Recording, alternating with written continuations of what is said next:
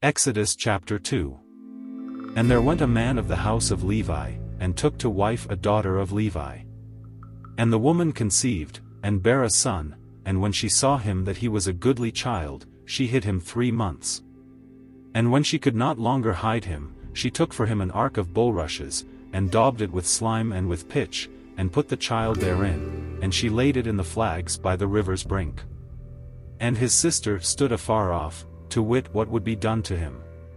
And the daughter of Pharaoh came down to wash herself at the river, and her maidens walked along by the river's side, and when she saw the ark among the flags, she sent her maid to fetch it.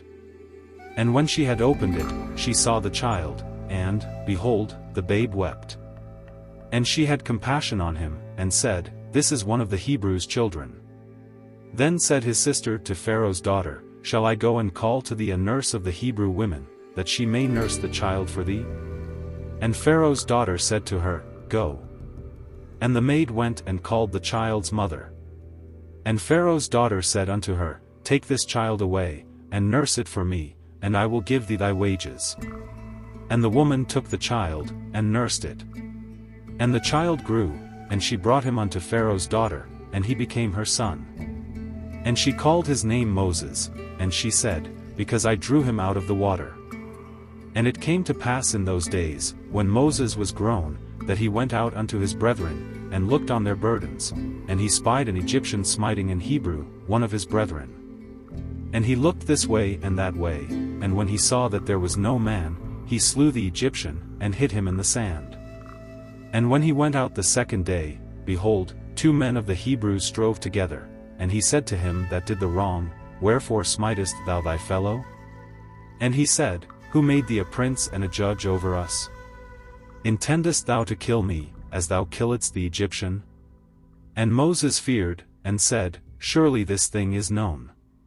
Now when Pharaoh heard this thing, he sought to slay Moses. But Moses fled from the face of Pharaoh, and dwelt in the land of Midian, and he sat down by a well. Now the priest of Midian had 7 daughters, and they came and drew water, and filled the troughs to water their father's flock. And the shepherds came and drove them away, but Moses stood up and helped them, and watered their flock. And when they came to Reuel their father, he said, How is it that ye are come so soon today? And they said, An Egyptian delivered us out of the hand of the shepherds, and also drew water enough for us, and watered the flock. And he said unto his daughters, And where is he?